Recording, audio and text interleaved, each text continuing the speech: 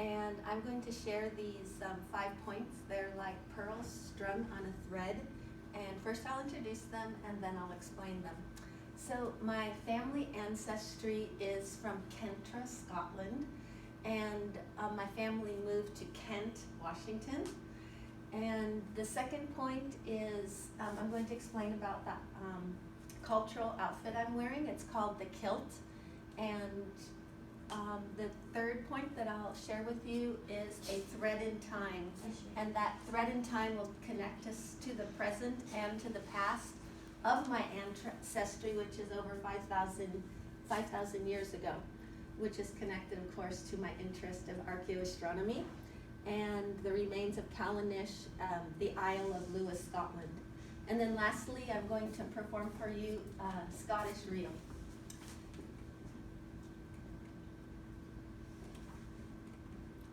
Okay.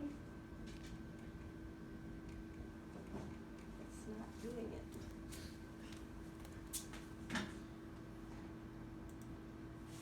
So here you see the Keswick coat of arms, and on the other side this is the Keswick logo, and the two male figures represent my grandfather and my grandfather's family.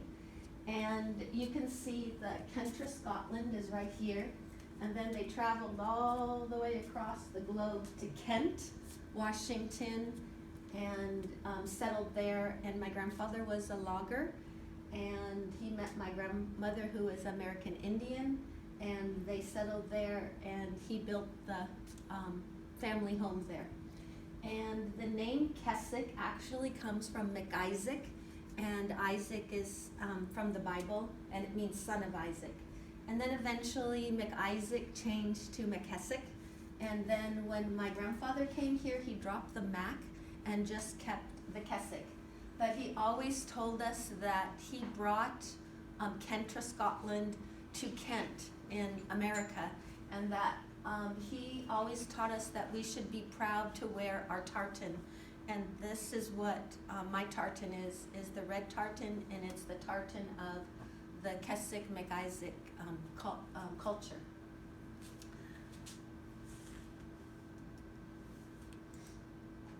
And here are this is the history of what I'm wearing. So in the 17th century, basically it was just a big sheet, and the men would wear it around them, and it would also double as a sleeping bag. And as time went on, it changed from one piece, and then in the 18th century, it changed into this.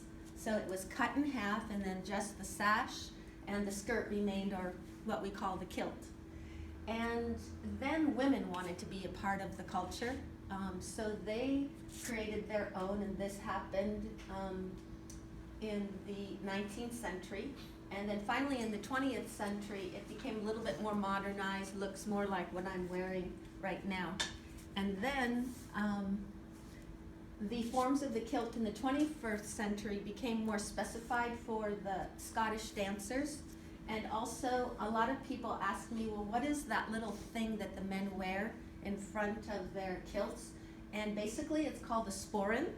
And because men usually are used to having pockets, and they don't have pockets, they use the sporran to put their wallet, their keys, anything that men would normally put in their pockets.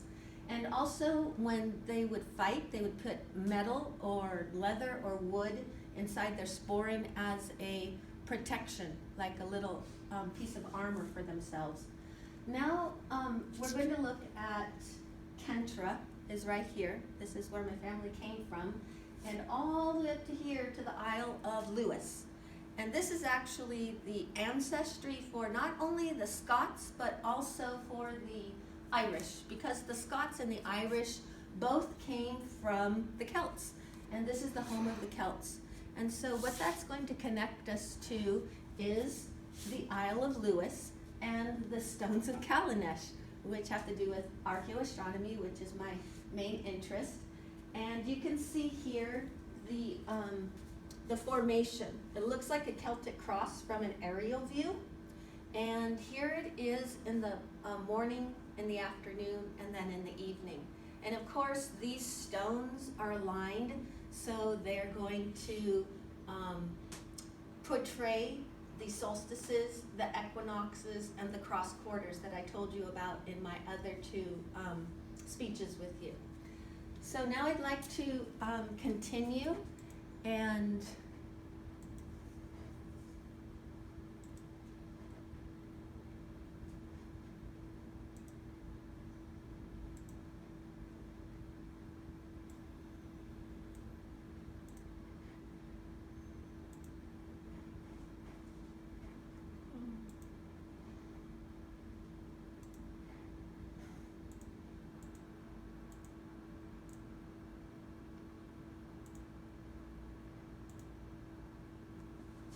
I'll have you walk through the Isle of Lewis.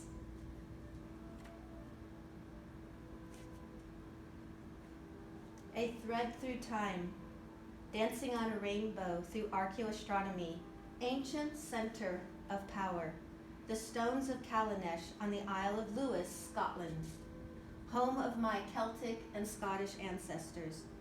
The stones of Callanish form a Celtic cross from an aerial view. The stones of Callanish capture the light of the sun most majestically on the three main solar events of the year that you probably recall: the solstices, the equinoxes, and the cross quarters. In their formation of archaeo-astronomical power, the stones of Callanish stand unmoved for over 5,000 years.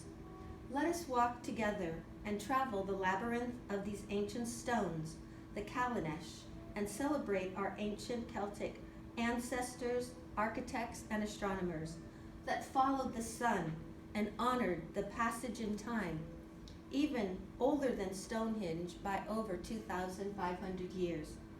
Let us walk together through the stones of Callanish and view the landscape as our forefathers and foremothers once did, as they awaited the rising of the sun on the summer solstice.